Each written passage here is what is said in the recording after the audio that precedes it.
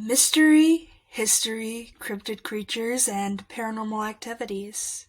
This is the Creeps and Crows Mystery Hour podcast, and I'm your host, Creeps. The case I'm about to tell you is not in any way confirmed to be a fact, but is a very amazing story nonetheless. Sometime in 1845, in Dijon, France, a teacher was said to have the powers of biolocation. The teacher's name? Emilie Sagee. And it's been reported by three authors. Robert Dale Owen, French astronomer, Camille Flamantin, a Russian parapsychologist, and Alexander Askov. And there is one true witness reported to be Julie D. Golderstub, but story is still hard to prove nonetheless. But it's still considered a classic paranormal case of biolocation and doppelgangers. In a school in 1845, somewhere in France, there were 42 young ladies, including a 13-year-old Julie Golderstub, who tells the story of Emilie and a new teacher in her year.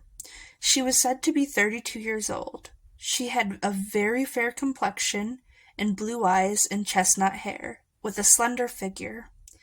She was amiable, quiet, and good-tempered, but very anxious and nervously excitable. And in the few weeks after she first arrived, rumors had already started going around that one student would see her in one place when another had seen her somewhere else at the exact same time. And one day, when she was teaching a class of 13 students, including the young Julie, and while she had her back turned writing on the blackboard, the young ladies in the class suddenly saw two of their young teacher. They were side by side, exactly alike, both using the same gestures. Only the fake Emilie did not hold the chalk, while the real one did, and was writing on the board. The other one was merely imitating the teacher. Soon after, one of the young ladies was helped by Emilie, but while she was helping the young lady adjust her dress, she witnessed in the mirror two of her teacher, and over the months, very similar situations would arise. The double, sometimes imitating the teacher exactly, sometimes not.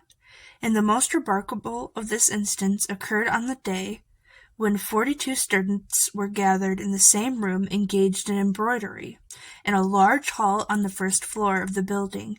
Through the windows, the ladies saw Emilie in the garden gathering flowers, which she had known to be fond of.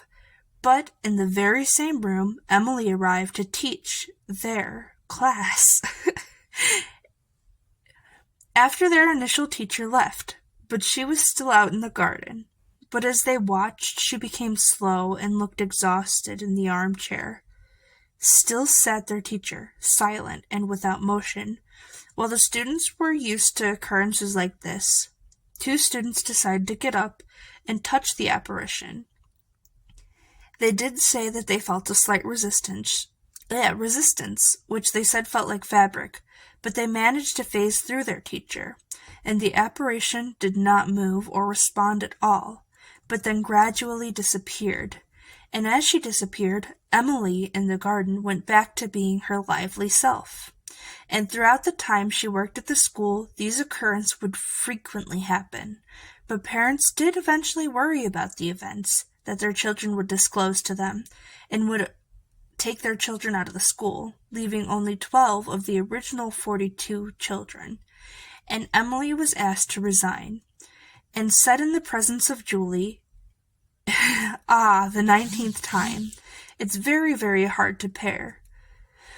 When asked what she meant by this, she confessed that the previous engagements at 18 other schools that bared the same result, and when Julie later visited her old teacher, she met her nieces and nephews, all in their adolescence. They also claimed to have seen two Aunt Emilies, and stories would continue this way. No one really knew the truth of Emilie and her apparitions, or if it's even true. But I'd like to know your thoughts in the comments section down below. And what do you think? Was it the overactive imagination of a young girl? Or was Emilie really seen in doubles? And if so, how? But as always, stay creepy, my friends.